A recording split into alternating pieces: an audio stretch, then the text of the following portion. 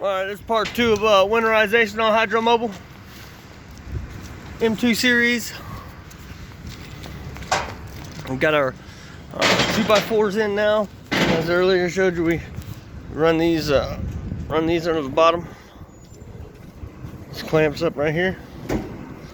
You loosen and tighten this right here. You drop the poles in, and you got a pin. You can adjust your heights. Hold there, hold there. There's like 2 more right there. You want your front poles higher than your back poles, so you're at an angle. And then you pull out. There's little arms. You want to pull those out somewhat close to your building, not too far, to get in the way of anything. And run 2x4s all the way down, and you run 2x4s across on each bar like that.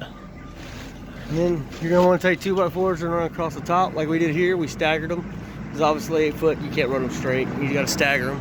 Same thing on the back, or on the top back. And then we have 2x4s ran all the way across on the back. We do have a spot for a hole in the back. I'll show you that in a second. And we're gonna take our tarp. We're gonna start at the bottom here. We're gonna roll it up.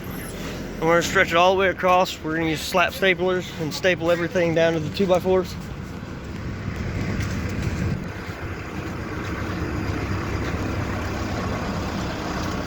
So we'll get a skill saw and cut that 2x4 off flush right there. So we'll have 2 holes so we can load our scaffold with mud and brick. Like I said, we're going to roll tarp all the way across this thing, drape it back down this side. Using slap staplers. We're going to slap staple the plastic to the 2x4s on top, drape it down, do it on the bottom also. And we'll just let our, we got 40 foot of plastic, so we're just going to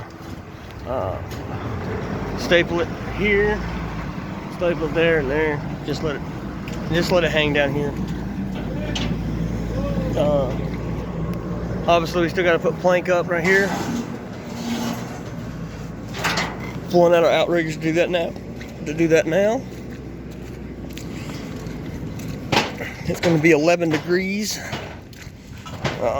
in a couple days, 2022.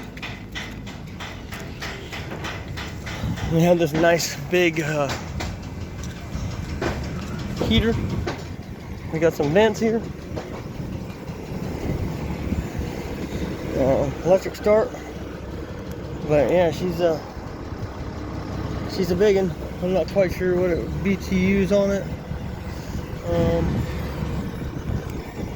Trying to see here.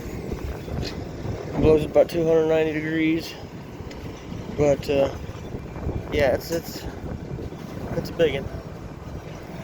We'll cut a little hole for the plastic and run the vents through. And that's what we do. Stay tuned for part 3.